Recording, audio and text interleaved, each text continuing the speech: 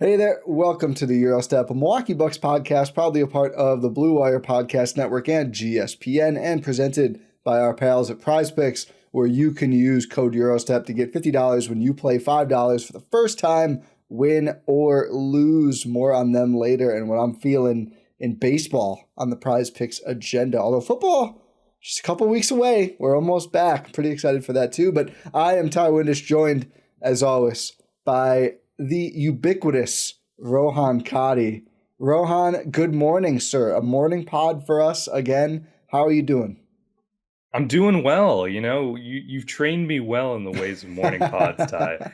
So this is nothing new for me. No, this is like riding a bike. We're real used to this. So as the title says, we're gonna do the what jersey numbers from the Giannis era, quote unquote, need to be retired. And I've got a fun sub question for you as well in that. But we're going to start with a little news and notes, as many podcasts out there and in the space do. First one, most important one. I mean, we were so sad that we did not see Thanasis Antetokounmpo on Greece's EuroBasket roster, preliminary roster. And I think just yesterday, or maybe the day before this week, we get the bomb from, I think, Harris Stavrow first, or I forget who first posted, probably Harris Stavrow, the great Greek journalist. But Thanasis has been added. He's back. I don't know if they weren't sure if the recovery, the timing is a little confusing to me, but the important piece is there is a good chance, especially given that it's a little thin of a roster, that Thanasis will be on the roster and playing with Giannis and Kostas in EuroBasket in like less than a month. Yeah, and I think friendlies start before then. So, and training camp and all that. So he's there. He's ready. He's back, baby.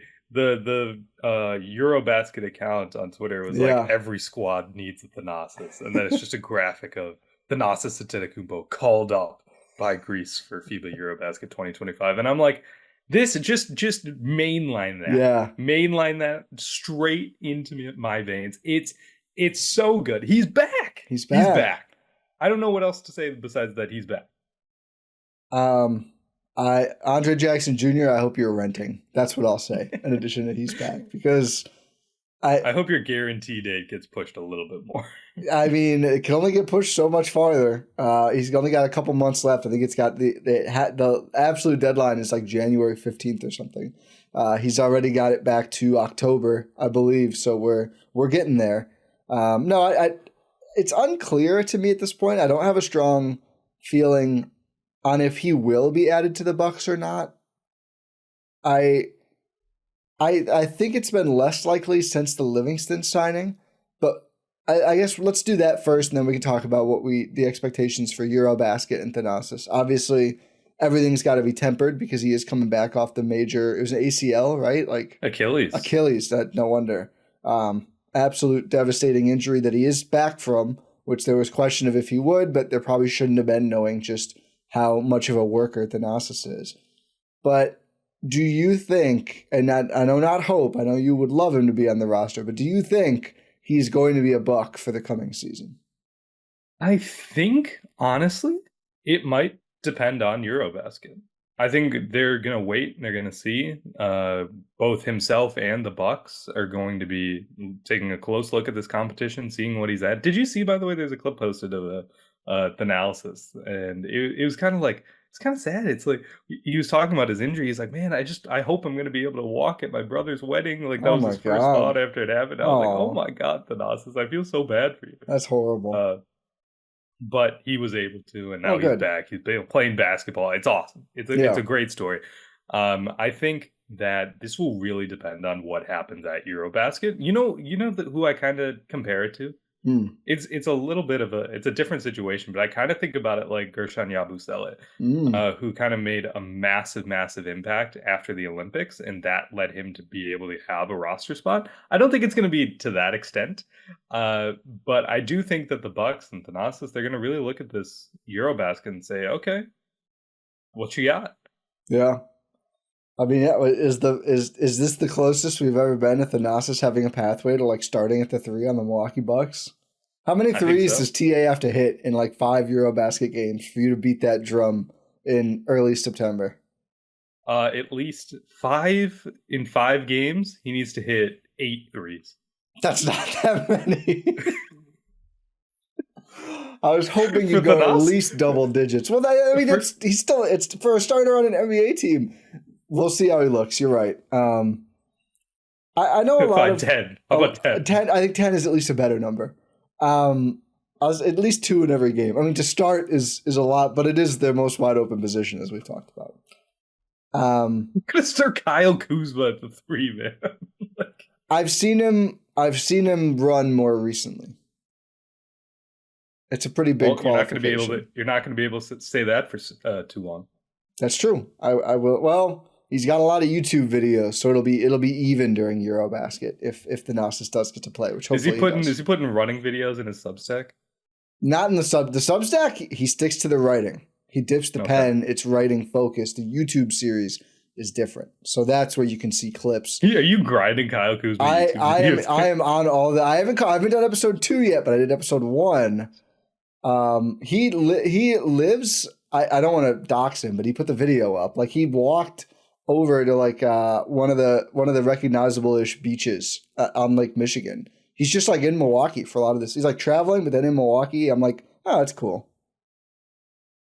I think he's trying. Okay, yeah. I think he's trying to be a good off-season Buck. I was about to just straight up dox. I was like, that shouldn't do that. He kind of did it to himself, but yeah, he like shows him walking through his neighborhood and like his dog saw some deer. It was neat. Cool. Yeah, that's your Kuz content update. This is my new beat. You are such a sicko, man. Yeah, he's doing a lot of basketball work this summer. So we'll see how it turns out. That's good. Is he shrinking by like 3 inches? Because that's what he needs. He doesn't need to shrink. I mean, if the shot falls, he's fine. Either at the rim or 3 or ideally both. Well, no, we'll save this. First, what are your expectations now for TA at EuroBasket? So I'm not sure he's going to start. As we talked about, Tyler Dorsey, important spacing. And then for anyone not familiar who hasn't watched the team before, they have the pair of Kostas Sloukas and Papanikolaou. Those guys are good. Those are good offensive wing players who pair well with Giannis. I kind of wonder if Kostas is going to start at the 5. I mean, those 5 players could be a lineup because there's no Giannis this time. We'll see what they do, or they just start Giannis at the 5. The thing about EuroBasket is it's just a big physical competition usually. So I don't know I guess you could just go all speed. Obviously, Giannis can hang in there with those big guys, but he's bigger than Kostas, frankly. But Kostas plays more like a center. We'll see what they do. But I do think he could have a big role off the bench because if the athleticism is mostly back, and again, that's kind of like we'll see. I mean, it's pretty soon returned from the Achilles. That is important to have in EuroBasket. And one thing about Thanasis actually talking about his game, which usually we kind of talk about like what he does for the team and everything. He is a slasher. He is athletic. He can absolutely poster someone if he gets that lane to the rim. That would really help a good defender. And a really good defender. But just offensively, that would help a Greek team that just doesn't have a ton of that outside of Giannis.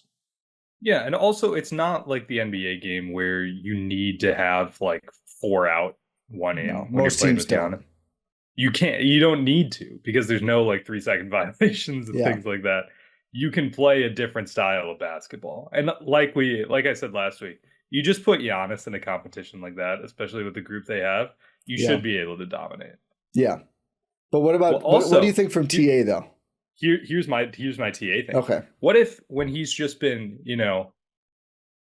on the mend with his Achilles, what if he just became a sharpshooter? I mean, it's eluded the whole family so far. But maybe he could be the one to break through. Maybe he's going to start a trend and they'll all follow in order. Yeah, why is it everyone? Like, none of them can shoot. Alex was supposed to be the guard one, and unfortunately, it just really... Alex was supposed to be better than Giannis. Well, I mean, you can't trust Giannis talking about people he loves, unfortunately. I mean, it's a good quality to have, but he has more gas than shell for people he loves, and we all know it. So I never took that one that seriously. But it was supposed to. I looked at it as like he's kind of the guard skills one. TA's kind of the defensive wing. Kostas is the center, and then Giannis is Giannis. if they were all to ever play all together. Put together. Pretty much. It's like the three of them fuse like Gundam, and then he's the result. Yeah. But then you also add LeBron James. No, let's not be too unkind. But no, it's what I'm looking for from Thanasis is one, like you were saying earlier, I want to see if the athleticism is still there. Yeah, or back. I mean, it could come after this too. Yeah, that's true. I want to see some flashes of it. Yeah. I want to see like some hints that it's still there. I want to see the defensive intensity. I want to just see him just being animated on the sidelines. Yeah. We'll get that no matter what. I mean, he did that with the freshly torn Achilles. So I want to see him start something. Yeah. Oh, he probably will. That's gonna be fun. They don't have Germany, right, in this group? No. So that would be the best time for a little fracas. But things can start quick in EuroBasket. Things always start very quick in EuroBasket. Although Mo Wagner does ratchet that one down a little bit. It does. So. And then I want to see the shot. I want to see if he can consistently, if he's taking threes, but also making threes. I think taking it might be even a little more important because it's like the confidence in his shot. Yeah. It's like where he wants to be as a player. That's what I'm looking for. That's a good one. I do wonder, if he gets out there and you can just kind of see like didn't really get the speed back, which I think would set him back quite a ways. I think pretty much everything else he does as a basketball player is predicated on that athleticism. Like the way people talk about Giannis, I think that stuff is not as true with Giannis, but very true with Thanasis as a basketball player. Do we see the long, kind of awaited or wished for by some who recognize the value of having him around, but are guarding roster spots? Do we see the coach transition? I still wonder. I don't think he wants to, but I think that's like the flip side of, if he comes out and looks great, do they clear the roster spot for him? On the flip side, I think there is a world, and I hope this doesn't happen, but it's just like, it's hard to get back from an injury like that, especially post 30. I don't know. I think we'll see. I'm certainly not rooting for that, but I know there's a lot of people listening right now probably saying, like, let's just bring him as a coach, pay him vet minimum salary to be a coach, and you get all the benefits and keep, a talented young player in Andre Jackson Jr. or like whatever else. Yeah, and you're close enough to where you record the analysis. So yeah, I mean, probably a more flexible schedule, I would imagine. There's a wide opening in the player podcast landscape now. Let's move on. It's a big time opening. Let's just move on. I've got nothing to add. I don't think the Swaggy P Brandon Jennings pod is going to take off. That's what I'm saying. I've $1 Bucks legend, $1 Bucks hater. Yeah. Yeah. I will say, didn't Nick Young say he was going to take it over? I don't know. I think he did. I'm not weighing in. I work in the industry. I'm not weighing in. I'm good. I'm good on this one. That's why I'm talking. That's fine. Yeah. I'll comment on Brandon Jennings. I think it can be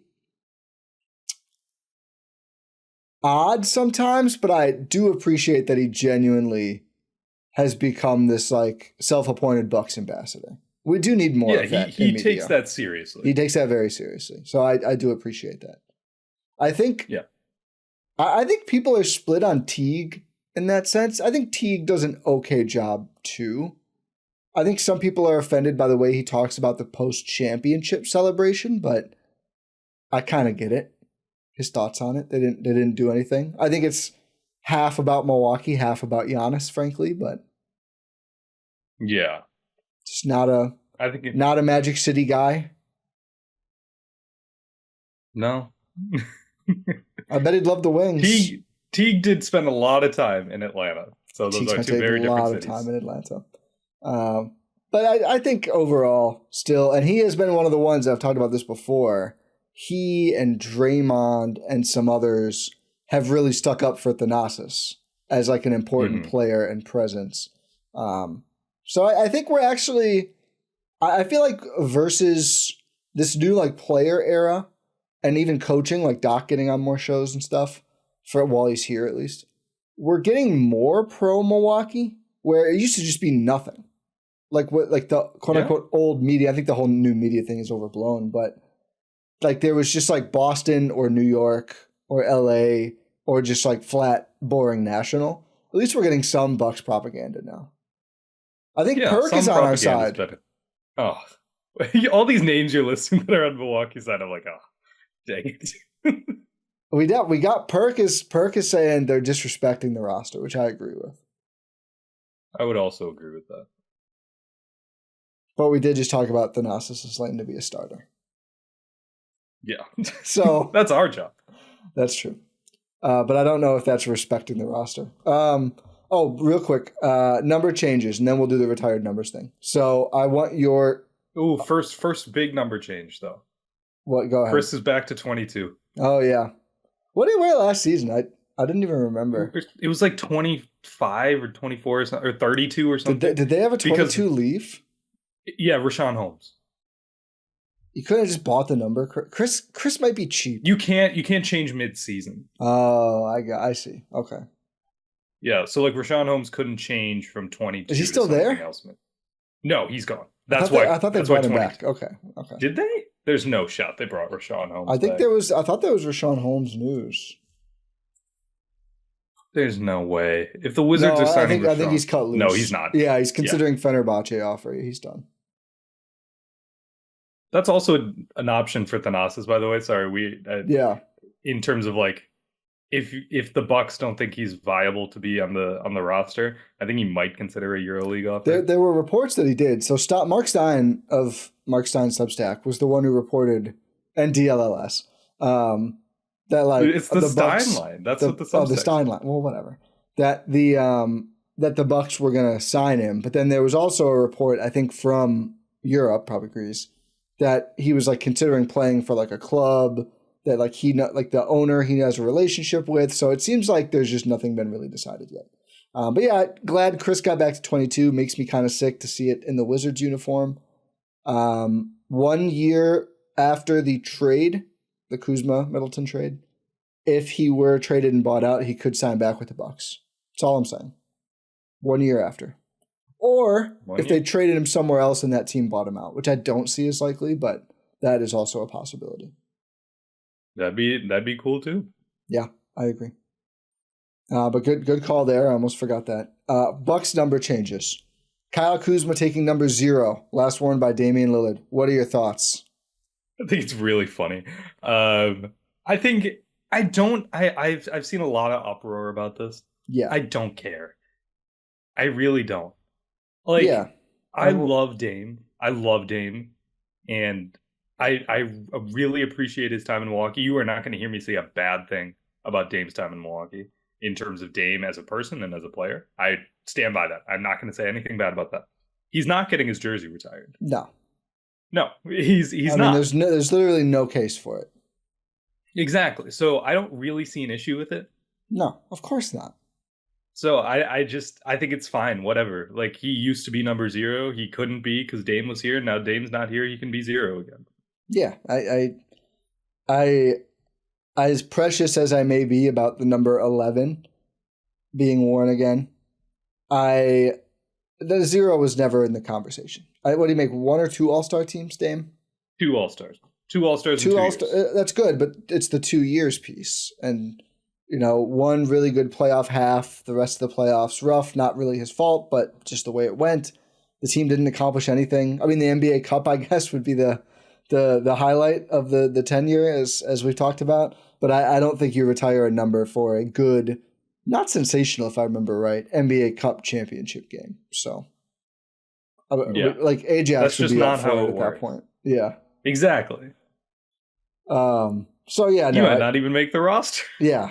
So I don't think. I think people just, and I see why, because the playoffs went so poorly. I just think anything Kyle Kuzma right now, there's just a segment of people who are like, this is stupid, cut him immediately, and I hate this being done. Same thing, like, I think if it was almost any other Bucks, like the fun post with Giannis and Dame earlier in the offseason on Instagram, I think most people would be like, oh, that's hilarious if Bobby Portis did that, and kind of did, and that was the reaction.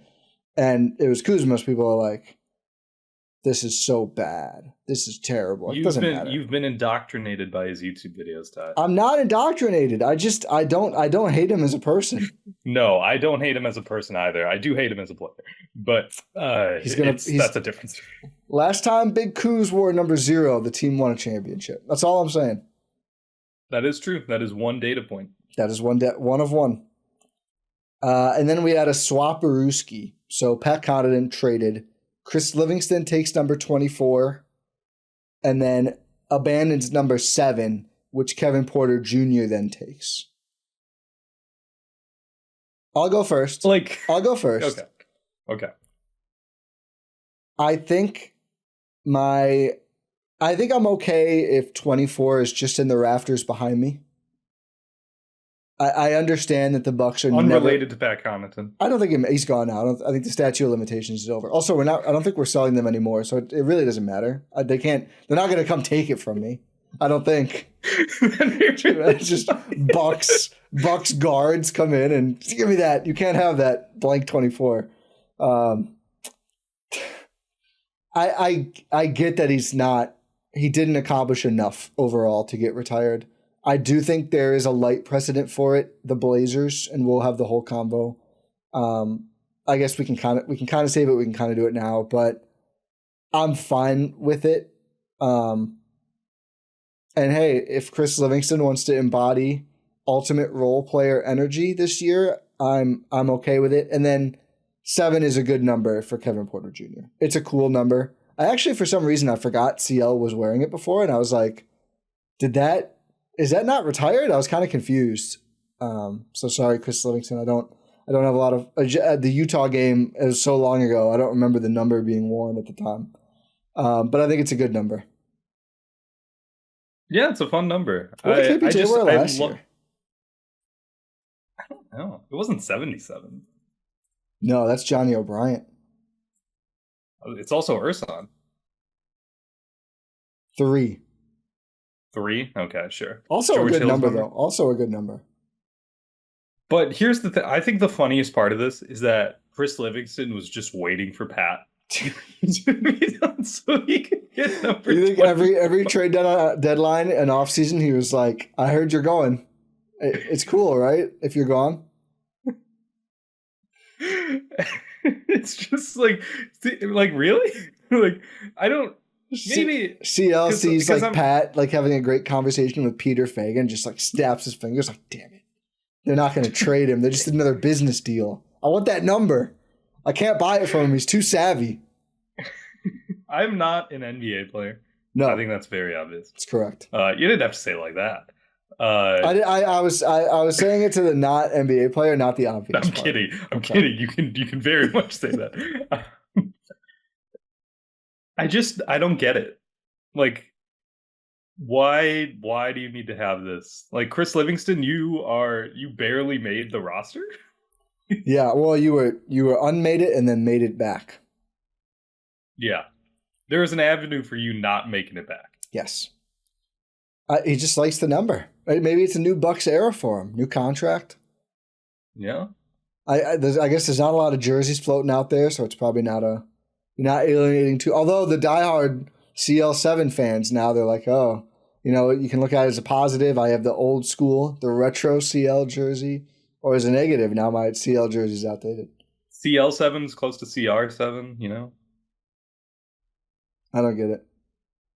Ronaldo. Oh. Not a huge footy guy. But anyway, those are those numbers. The other big number, Gary Harris taking number 11, which we will talk about right after. Here's a number, 50. And that's a number where if you play Prize Picks for the first time, play your first $5 lineup using code EuroStep, you can get $50 back to keep playing on Prize Picks, where there are millions of members turning their sports knowledge into cash and making daily fantasy sports accessible to all. All you have to do is go in. There is links in our descriptions wherever you're watching or listening. You go into Prize Picks, use promo code EuroStep, sign up, throw in $5, and pick more or less on at least 2 players for a shot to win up to 2,000 times your cash, so you can run your game all season long on Prize Picks. And all year long, really, we're out of basketball season, but the action doesn't stop on Prize Picks because baseball is just heating up. Step up to the plate and add your favorite players, maybe your favorite Brewers, to your lineup, whether it's strikeouts, RBIs, first inning runs, total bases, or more. Make your call with more or less and play for your shot to win up to 2,000 times your cash today in more than 30 states, including Wisconsin, California, Texas, and Georgia. And Flex Friday is tomorrow. You can get a protected flex play where there's basically no downside, and you can still cash out even if your lineup isn't perfect when you do a flex play any day. So do you think Shohei Ohtani may be done pitching again for a while? We'll see. Hopefully not. Still hitting, though. Do you think he will get more than 1 home run? Do you think Juan Soto will get 1 hit? Do you think Jackson Churio will get more than a base and a half, or maybe just more than half a base? I mean, baseball, it's hard to get a base, but if you do, you can cook up those hot takes with your friends and win real money this baseball season when you and your crew run your game on Prize Picks. I'll tell you what, I say it every time. When we come back around to the Miz, I'm looking strikeouts, and I was hoping to have some Suarez Brewer stuff. We're not doing that, but how about King Vaughn? Give me King Vaughn ribbies every single day. I know that's demon time, but it shouldn't be because he has more ribbies than games played as a Milwaukee Brewer. Download the Prize Picks app today and use code EuroStep to get $50 instantly after you play your first $5 lineup. That is, again, code EuroStep in the Prize Picks app today to get $50 instantly when you play your first $5 lineup. Prize Picks, run your game. Do you think Andrew Vaughn has ever listened to the song Take Her to the O? I don't think I've listened to that song. It's by King Vaughn. Oh, yeah. Okay. It's yeah. That, okay. I know what you're talking about. Yeah. He's only 27, so there is a shot. What? He's 27. He's a year older than me. Yeah. He's 3 years younger than Giannis. He looks like Joe Prunty's slightly younger brother. It's crazy. But hey, a lot of upside ahead of him. I don't think the Brewers will pay him any more to play baseball, but I'm enjoying this run while it lasts. Gary Harris, number 11. I don't like it. Let me make something clear up top. They could Brook obviously Lopez wore number 11. Thank you. Brook Lopez wore number 11. They could still retire it, right? Like they're clearly not holding it, but it could still be retired. I don't think whoever makes the Bucks uniform decision anticipates a long, lengthy retirement combo-worthy Bucks career from Gary Harris. You never know, but it's probably a safe guy to allow to have that number. I mean, did they imagine that for Michael Redd's number? I made the same point yesterday, and I think it is a bad practice to give out numbers you may retire someday. I do think Michael Redd and Ray Allen got robbed of even having a conversation about it, which I don't think either are slam dunks, so to speak, for getting a number retired with the franchise, but Michael Redd was like, third or second or fourth in scoring at the time when he stopped playing for the Bucks, which is pretty meaningful. Obviously, the team never did anything, but he was the lone bright spot on those teams. And of course, Ray Allen led the way on the only meaningful Bucks era between 89 or so when the last great 80s team was, and then 2019 or 2018 when they won a playoff series for the first time again. That's 30 years or so that they just accomplished no series wins, or very, very few. The 90s were a very bad time. Didn't play for as long as he should have. Not really his fault. Really, it's George Karl's fault. Did accomplish a lot in Milwaukee. Always George Karl's fault. Always George Karl's fault. But yeah, 34 and 22 kind of got blocked from those two. Don't think that's going to happen with Gary Harris. I hope it does. I would love for it to be a combo one day of Gary Harris. He just starts averaging 50. Yeah, just like he's like Wes Matthews, Bucks Wes Matthews, but scoring like Blazers Wes Matthews somehow for 5 years. Run off a title. I would love to have the combo Gary Harris. But this, of course, has spawned a whole thing of does Brooks' number deserve to be retired? A lot of people. I'm going to make an announcement. I think I'm going to stop tweeting. Yeah. It's just terrible. It's not fun. It's terrible. And then I realize I'm arguing with someone. And I'm like, this isn't probably not even a person. It's probably a bot. 30 followers. I don't know anyone they follow. Why am I doing this?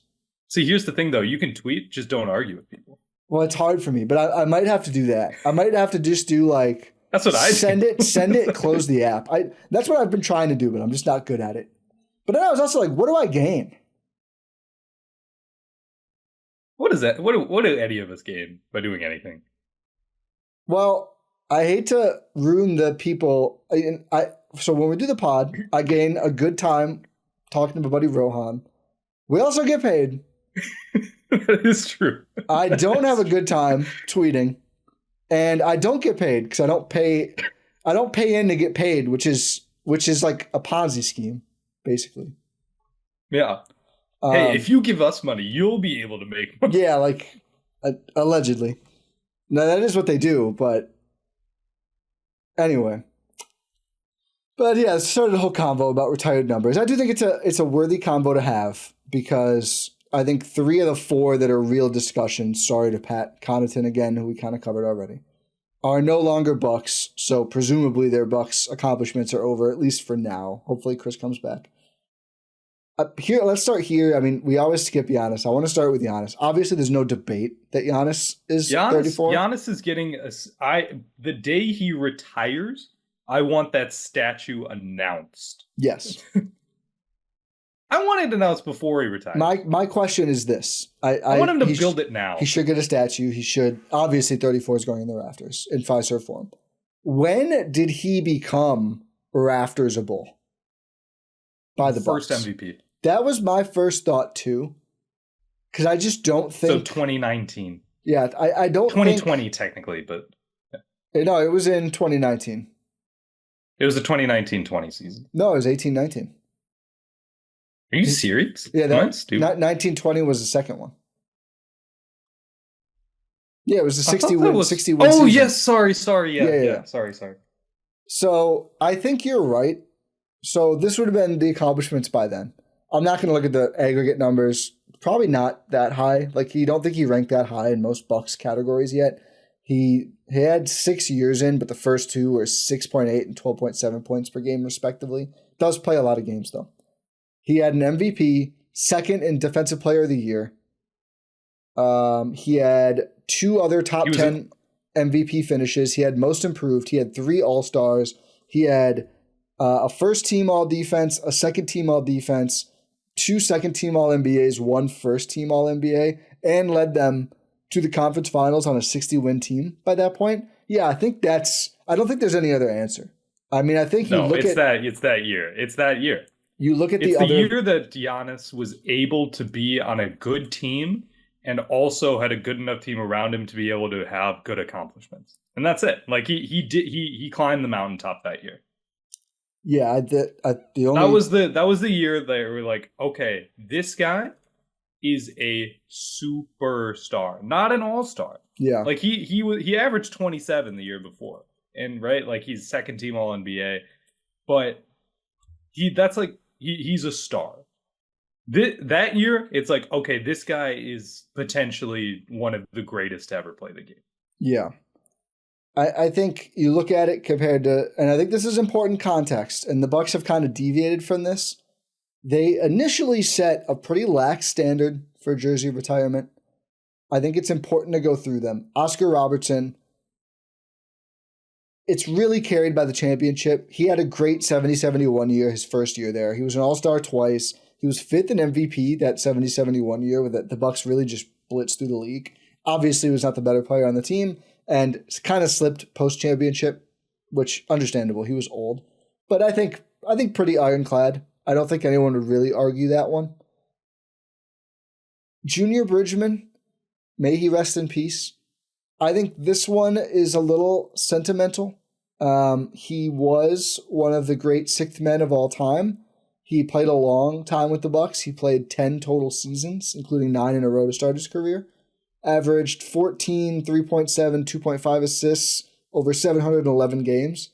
I think everyone loves Junior Bridgman. Everyone loved Junior Bridgman, unfortunately. And obviously no one's going to argue that. But in terms of total accomplishments, it's a little light around the league. I think Sidney Moncrief, Marcus Johnson are very bulletproof. Both were great players, making all-star teams and finishing. Sid won 2 DPOYs. Marcus was top 10 in MVP voting twice and 4 all-star games with the Bucks. Like that's, I think, and this at the time second best era of Bucks basketball and the last great one for a very long time. Bob Dandridge, it's like, it's really the championship. I think mostly third best guy in the championship team. Made 3 All-Stars as a Buck. That's not nothing. First 8 years there and came back to play 10 more games and retired. Was a very good player. And I think was on the championship team. I don't think any of those are very controversial. Maybe Bridgman, but I think it's valid. John McLaughlin, I've seen people argue with. I think there's a misunderstanding. The original Buck? The original Buck, right. Like the first Buck stayed a long time, made an all-star team in the Bucks' first ever season, so was really like the bright spot of the team pre-Kareem, and then did play on the championship team as well. So was like a key kind of role player there. And stayed with the organization forever. And the Mac Fund, like, is very important to the fabric of fabric of the franchise and the city. I don't think that should be argued with. I think like the Thunder retired Nick Collison's number. Like McLaughlin was a better player than Nick Collison, but I don't quibble with the Thunder because he was important to your franchise. That's fine. Bob Lanier. This is one of the two where I'm like this was a mistake. One of the, like, not for him as a player overall, but him as a Milwaukee Buck. It was a mistake. Bob Lanier, obviously one of the Pantheon center. A Hall of Famer, 8-time All-Star, All-Star Game MVP, All-Rookie. I think he did that in Milwaukee. Oh, no, he did not. But came to Milwaukee when he was 31. He made 1 All-Star as a Buck, and that's it. He came 22nd in MVP. I was going to say, the 22nd MVP. And you just look at the stats, and it's like, he started 15-7, but then it was like 14-6, 13-5. He made the All-Star team on 13-5. I'm not really sure. I mean, the Bucks were just really good. And that's the other thing. He was on really good teams. How did that happen? He was on really good teams. So that helps as well. What a weird season that was. That was the one where I think they asked Marcus Johnson to score less, but I don't know how Lanier was the... Really, so Moncrief and Marcus finished 7th and 17th in MVP that year. And Quinn Buckner made all defense. And Brian Winters was there scoring 16-4 like he does. But Sidney Moncrief and Lanier were the All-Stars. I think it was probably a name recognition thing. But Lanier, I don't think there's really a way to spin it. He was a not top 2 most important player to those great 80s teams. He brought like a legitimacy and a veteran savvy. I think it's a stretch. It is. However, it does give some what's the word I'm looking for? It sets a precedent for a guy like Brook Lopez. Yes, it does. We're almost done. Do you have any other notes on the first 5 we went through here? No, not really. I mean, I think Lanier's the weakest. I think Brian Winters is pretty questionable. Brian Winters is also very questionable. I just think he was a good player, and he was a good player on the Bucks for a long time and was on a lot of their good teams. He was the main return from the Kareem trade, which I think is a lot of the reason why they did it.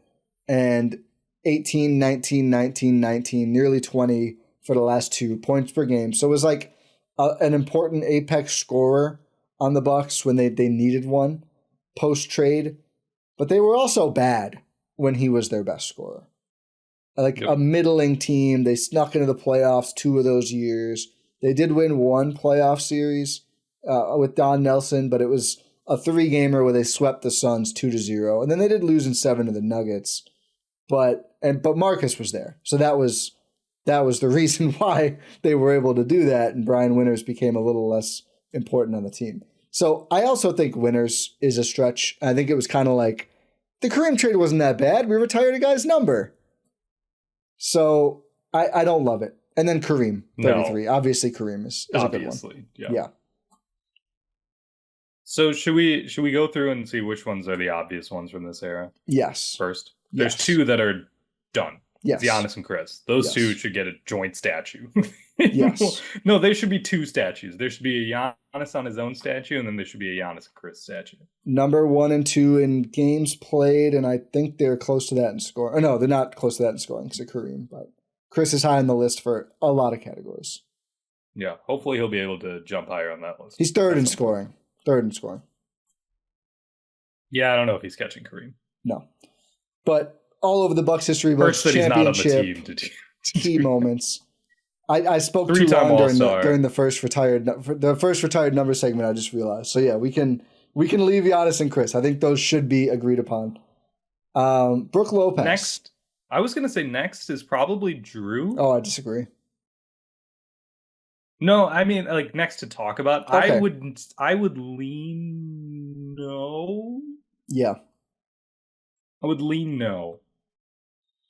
3 years, 1 All-Star, 3 All-Defense teams, 3 top 10 DPOY finishes, the championship. Honestly, he may have precedent from Oscar Robertson. That's what I'm saying. Didn't peak as high, but was more steadier over the. It's almost like a perfect facsimile. Yeah, 1 less year, but Robertson tailed off quite a bit. It's close. I'd say it's close, but he's responsible for one of the greatest moments in franchise history. Yeah.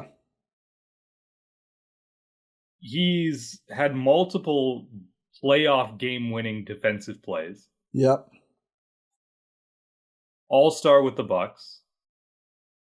Completely fell off a cliff offensively whenever the playoffs came. Yeah, but I think him and Brook both changed the Bucks and made them better enough to win the title. I agree. And I think I came in thinking no, but I actually kind of think there's a pretty good case for Drew to also get his number retired. I think Brook is stronger. Yeah, just longer tenure. That's why, to me. That's the thing. So yeah, let's talk about Brook. 3 years to 7 years. 7 years as a Buck. Completely changed the way this franchise operates. Yep. He came in he was part of that contingent with Bud, with Pat, that turned this team into like that year where we were saying Giannis became like, okay, it's obvious that is the year that Brook Lopez came to town. Yep. Completely unlocked how Giannis can play on both sides of the court. Has set the precedent for it. Because when he's gone, in comes younger Brook Lopez. They immediately go they do everything possible to get Miles Turner. And it just shapes the way you play basketball with Giannis. There is no Giannis winning all. Okay, I'm not going to go that far. Yeah. It is more difficult for Giannis to reach the peaks that Giannis has reached without Brook Lopez. Like culture setting. But yeah, it's changed their defense forever. To your point, they just want to stay like that now. Peaked at, actually, I kind of forget, 22-23, peaked as a 16-6 guy, adding 2.5 blocks, where he was first team all defense and second in DPOY. Also, and that was coming off back surgery. That's coming off back surgery.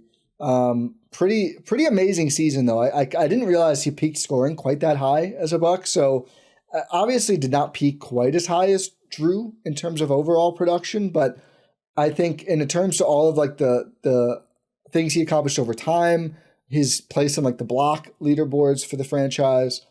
Also like the title run, right? Like the block on KD in the Nets series when Giannis goes out, he pretty much leads the way to close out the Hawks and get to the finals, even if he wasn't closing every game. Whenever Giannis was out, It was Brook Lopez stepping up.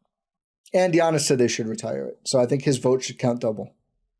Yeah, I think so too. I think you do whatever Giannis says. Yeah. I think really those 4, I'm fine if all 4 make it. And I think there's people say, oh, they're going to run out of numbers, blah, blah, blah, blah, blah. Look at the Celtics.